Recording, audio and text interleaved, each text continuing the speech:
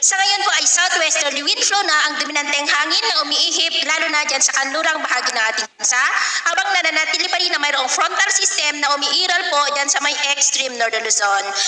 At next month ay posibleng ideklara na ang opisyal na simula ng habagat season o yung southwest monsoon dito po sa ating bansa. Tag-ulan season na po at kung habagat season, mas mataas na ang posibilidad ng pamumuo ng mga sama ng panahon. At base po dito sa ating long range forecast, may namamataan ulit na posibleng pamumuo ng panibagong sama ng panahon sa susunod na mga araw sa silangan ng ating bansa at ang development niya na ating babantayan kung matutuloy po o hindi. At sa lagay ng ating panahon ngayong madaling araw ay may mga isolated rains sa ilang bahagi ng Ilocos Norte, Apayao, Cagayan, Pangasinan, Masbate, Negros, Cebu, Bohol, Leyte, Northern Samar, Zamboanga Peninsula, Northern Mindanao, ilang bahagi ng Caraga, Davao, maging po dyan sa may Batanes at Babuyan Islands. At mamaya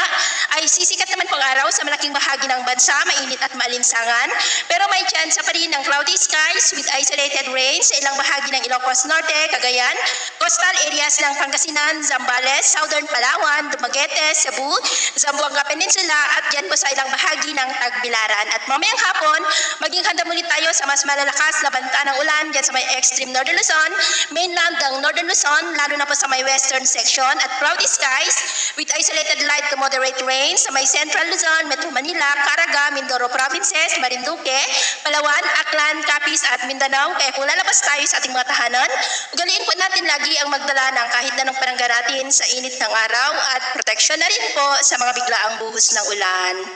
At sa atin naman pong mga baybayin, wala naman po tayong nakataas na ng mga gale warning signals, pero iba yung pag-ingat lamang po